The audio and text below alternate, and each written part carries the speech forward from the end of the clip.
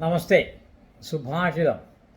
ദാനം ഭോഗോ നാശസ്തിത്രോ ഗതയോ ഭവന്തി വിത്തസ്യ നാ ദദാതി നാ ഭുങ്ക്തേ തസ്യ തൃതീയ ഗതിർഭവേത്.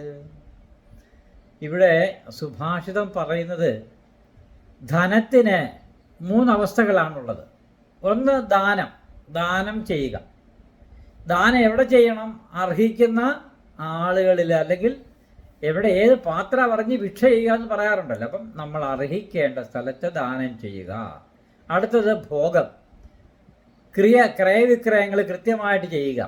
യഥാർത്ഥ സമയത്ത് എവിടെയാണോ ധനത്തിൻ്റെ ആവശ്യകതയുള്ളത് അവിടെ ചിലവാക്കേണ്ടതുപോലെ ചിലവാക്കി അങ്ങനെ കൃത്യമായ ക്രയവിക്രയങ്ങളിൽ ഏർപ്പെടുക. ഇത് രണ്ടും ചെയ്യാത്തവരുടെ ധനം നശിച്ചു പോകുമെന്ന് സുഭാഷിതം അർത്ഥമാക്കുന്നു. അപ്പോൾ നമുക്ക് ധനമുണ്ടെങ്കിൽ കൃത്യമായ രീതിയിൽ ക്രയവിക്രയങ്ങൾ ചെയ്യുക, ആവശ്യത്തിന്, അതുപോലെ വളരെ നല്ല രീതിയിൽ തന്നെ ദാനം കൂടി ചെയ്യണമെന്ന് പ്രത്യേകമായി സുഭാഷിതം നമ്മളെ മനസ്സിലാക്കി തരുന്നു. നമസ്തേ.